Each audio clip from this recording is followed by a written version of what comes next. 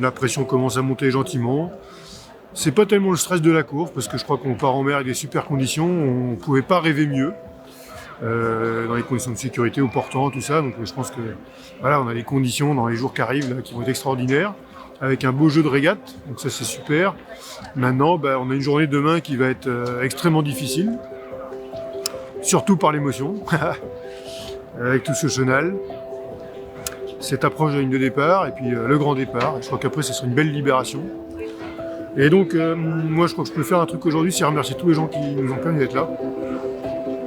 Les prêteurs, les 150 prêteurs qui ont permis d'être au départ, et puis tous les partenaires, le groupe FIV, l'antenne environnement, et puis bien sûr tous les autres.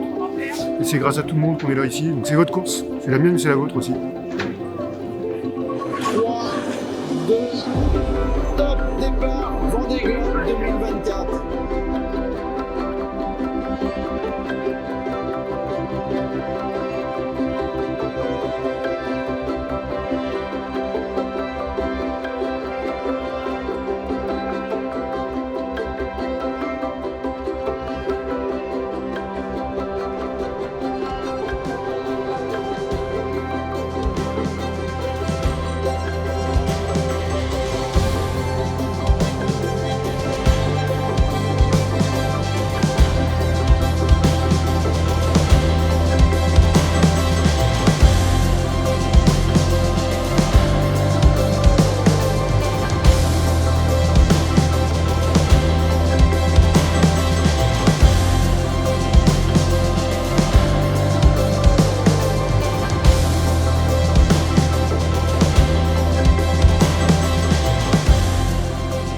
Cette nuit, j'ai cassé donc, la barre de liaison des Safran, et c'est la tringlerie qui permet de barrer le bateau en fait. On est le 25 décembre. Le Père Noël il est passé, vous avez vu, l'habit en rouge, la barbe presque blanche, le chapeau.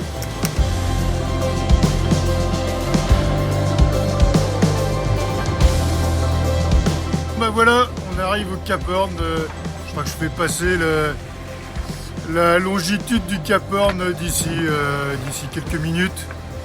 C'est extraordinaire, ça marque la fin du Pacifique. Vous avez conscience aujourd'hui, Louis Duc, aussi loin que vous vous trouviez aujourd'hui, que vous êtes une vraie source d'inspiration pour les plus jeunes?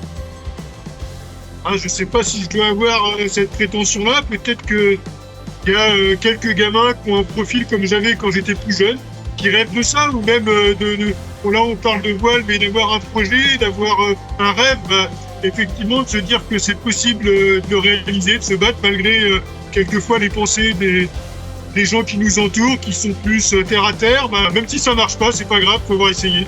Et finalement, on a plus de regrets de ne pas avoir essayé que d'avoir un échec. Et oui, c'est bien à la fin de cette course de se rappeler qu'est-ce qui nous a donné envie de faire ça, qu'est-ce qui nous a donné envie de nous mettre dans ce pétrin parfois aussi. C'est vrai que quelquefois on peut se poser la question.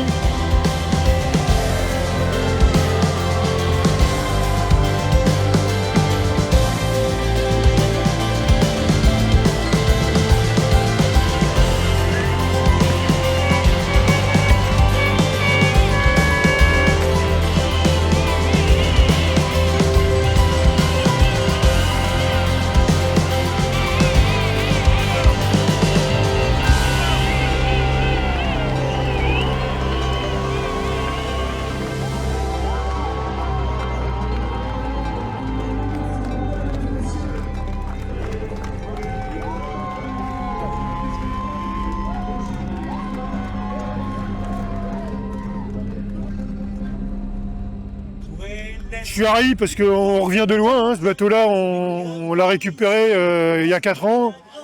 C'était une épave. On l'a reconstruit. On a monté tout le projet, trouvé les financements. Il y a beaucoup de gens derrière ce projet. Et puis, mon but, c'était quand même de faire ce tour du monde, d'arriver. Et j'ai très très mal vécu le fait de ne pas finir ce tour du monde. Et donc là, je peux être que ravi. Et après, sportivement, j'avais quand même des envies de me battre avec mes copains des bateaux à des risques, qui était le cas avant toute cette course. Et ça a été le plus difficile pour moi, c'était d'accepter de ne pas être à 100% tout le temps. Et ça m'a beaucoup miné. Mais on a la chance de pouvoir faire le tour du monde en moins de 3 mois sur des bateaux, des avions de chasse, même si ce n'est pas des bateaux tout jeunes. Eh ben, c'est un truc extraordinaire de naviguer sur ces engins. J'ai pris mon pied à naviguer sur ces bateaux. Et je demande qu'une chose, c'est d'y retourner.